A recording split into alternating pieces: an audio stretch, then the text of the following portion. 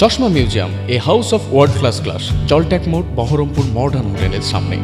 বহরমপুর কলেজের অভ্যন্তরীণ সমস্যার কথা তুলে ধরতে বহরমপুর কলেজ পরিদর্শন করল ছাত্র পরিষদের সদস্যরা। সোমবার জেলা ছাত্র পরিষদের পক্ষ থেকে জেলা ছাত্র পরিষদের সভাপতির উপস্থিতিতে বহরমপুর কলেজের অভ্যন্তরীণ সমস্যা সকলের সামনে তুলে ধরতে এই পরিদর্শনের পর সাংবাদিকদের সামনে অভ্যন্তরীণ সমস্যার কথা তুলে ধরল ছাত্র পরিষদ।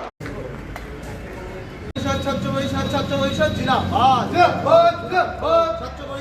পরিষদ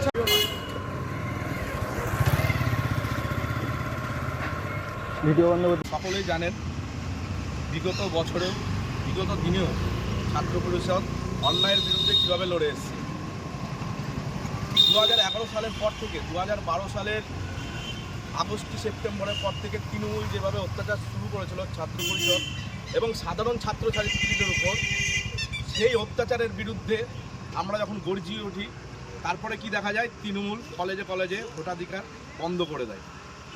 তৃণমূল ছাত্র পরিষদ বহিরাগত গুন্ডাদেরকে নিয়ে এসে প্রতিনিয়ত অত্যাচার করে। এই শহরের বোনেদের উপরেও অনেক র্যাগিং, অনেক কিছু কমপ্লেন এই কলেজ থেকে পাওয়া গেছে। তার জন্য ছাত্র পরিষদ মুখরিত যে সব পার্টি থাক, এই তৃণমূল ছাত্র পরিষদ যেন সব কটা কলেজ থেকে উৎখাত হোক।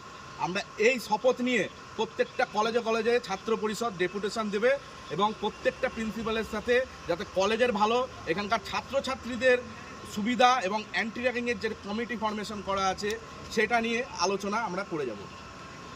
নাম আপনার? শুভম রায়।